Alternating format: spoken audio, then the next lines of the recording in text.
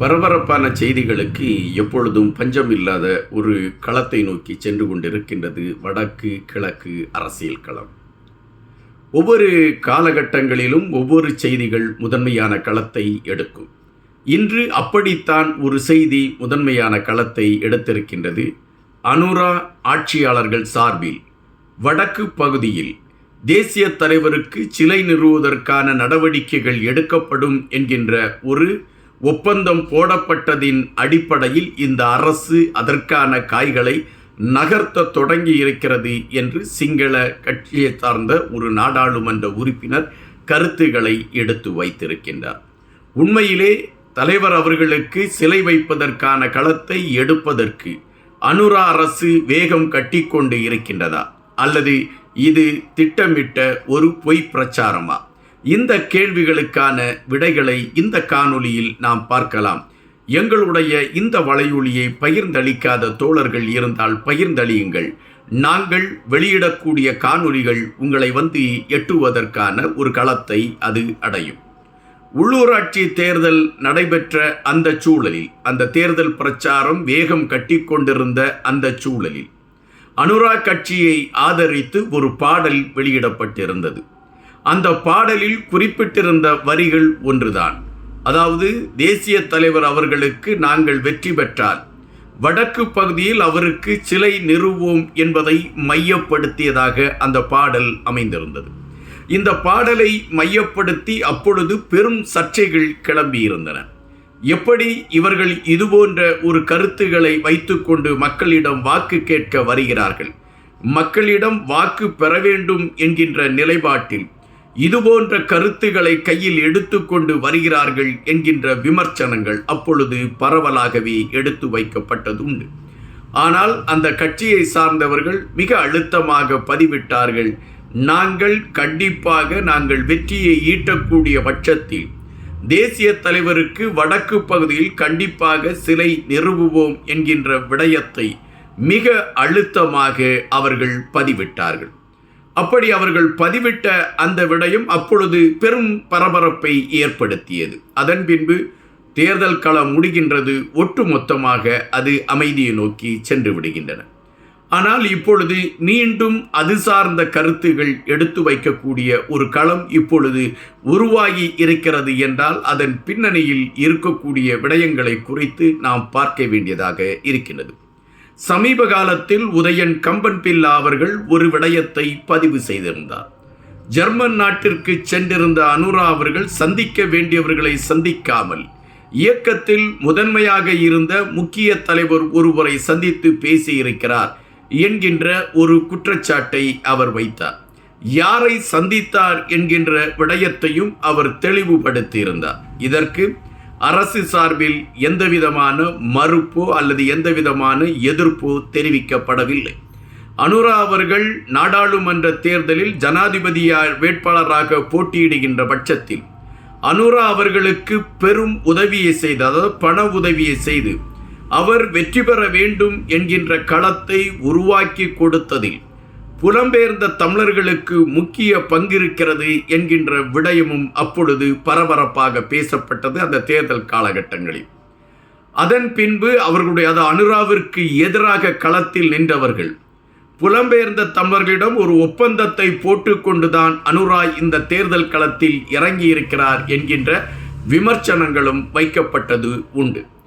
தேர்தலில் அனுரா அவர்கள் வெற்றியை பெற்றுவிடுகிறார். வெற்றியை பெற்றவுடன் அனுரா அவர்கள் மீது மீண்டும் கடுமையான விமர்சனங்கள் இதனை மையப்படுத்திய ஒரு செயல்பாடுகளாக முன்வந்து நின்றன.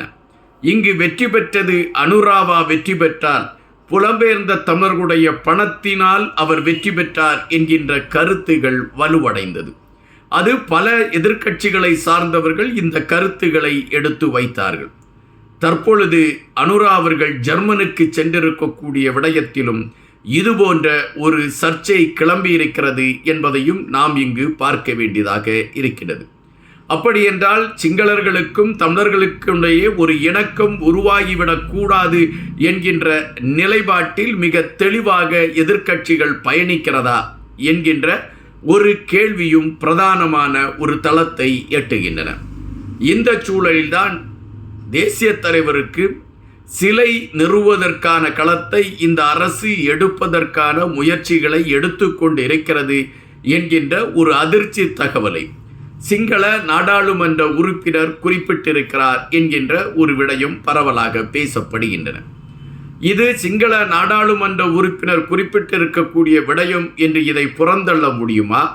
அல்லது ஒரு பக்கம் தேசிய தலைவருக்கு மெழுகுவர்த்தி கொளுத்த வேண்டும் என்கின்ற நிலைப்பாட்டில் பயணித்து கொண்டிருக்கக்கூடியவர்கள் ஒரு பக்கம், தேசிய தலைவர் இல்லை என்பதை வடக்கு கிழக்கு பகுதியில் கொண்டு நிறுவிவிட வேண்டும் என்கின்ற முனைப்பில் ஆளும் கட்சி இந்த சிலையை வைப்பதற்கான முயற்சிகளை எடுக்கிறதா? இந்த கேள்விகளும் எழும்பாமல் இல்லை. ஆனால் இந்த கேள்விகளுக்கான விடைகள் இன்னும் நமக்கு சரிவர தெரியவில்லை. ஆனால் உள்ளூராட்சி தேர்தல் நடைபெற இருக்கக்கூடிய அந்த சூழலில் இறக்கப்பட்டிருந்த அந்த பாடலில் குறிப்பிட்டிருந்த அந்த வரிகள் திட்டமிட்ட ஒரு நகர்வை முன்னிலைப்படுத்திதான் அந்த பாடல் எழுதப்பட்டு இருந்ததா என்கின்ற கேள்விகள் இப்பொழுது மனதிற்குள் எழும்ப தொடங்கி இருக்கின்றன. உண்மையிலே புலம்பெயர்ந்த தமிழர்களுடைய கணக்கீடுகள், புலம்பெயர்ந்த தமிழர்களுடைய திட்டமிடுதல், புலம்பெயர்ந்த தமிழர்களுடைய கனவுகள், இவைகளை மையப்படுத்தி கொண்ட ஒரு பயணத்தை தான் அனுரா ஆட்சியாளர்கள் எடுத்துக்கொண்டு இருக்கிறார்களா? அல்லது இது அவர்கள் மீது புனையப்பட்டு இருக்கக்கூடிய ஒரு கடுமையான எதிர்வினைகளா? இந்த கேள்விகளுக்கான விடைகளை நாம் காத்திருந்துதான் பார்க்க வேண்டியதாக இருக்கின்றது. இது ஒருபுறம் இருக்கக்கூடிய சூழலில் பிரான்ஸ், கனடா போன்ற நாடுகள் இலங்கையின் மீது எடுத்திருக்கக்கூடிய அதிரடி அழுத்தங்கள் தற்பொழுது அது ஒரு பரபரப்பு செய்தியாக மாறிக்கொண்டு இருக்கின்றன. கனடா அரசாங்கத்தின் பிரதமர் அறிவித்த ஒரு விடயத்தில், குறிப்பாக செம்மணி அந்த புதைகுழி விடயத்தில் இலங்கை ஆட்சியாளர்கள் சரியான ஒரு விசாரணை நடத்த அவர்கள் செயல்பட மாட்டார்கள் என்பதை நாங்கள் உறுதியாக நம்புகின்றோம். எனவே சர்வதேச விசாரணைக்கான களத்தை எடுப்பதற்கான ஒரு முயற்சிகள் எடுக்கப்பட வேண்டும் என்பதுதான் எங்களுடைய நிலைப்பாடு என்று கனடா அரசாங்கம் அறிவித்திருந்தது. தற்பொழுது பிரான்ஸ் அரசாங்கத்தில் அங்கு இருக்கக்கூடிய நாடாளுமன்ற உறுப்பினர் இது சார்ந்த கருத்துக்களை எடுத்து வைத்து அவர் ஒரு அறிக்கையும் வெளியிட்டிருக்கின்றார். அந்த அறிக்கையில் தமிழர்கள் எப்படி இன்னல்களை சந்தித்து கொண்டிருக்கின்றார்கள், அந்த இன்னல்களிலிருந்து அவர்களுக்கான விடுதலை இதுவரை வழங்கப்பட்டிருக்கிறதா என்றால் கேள்விக்குறி. தொடர்ச்சியாக தமிழர்கள் மீது இருக்கக்கூடிய நெருக்கடிகள் தொடர்ந்து கொண்டுதான் இருக்கின்றன.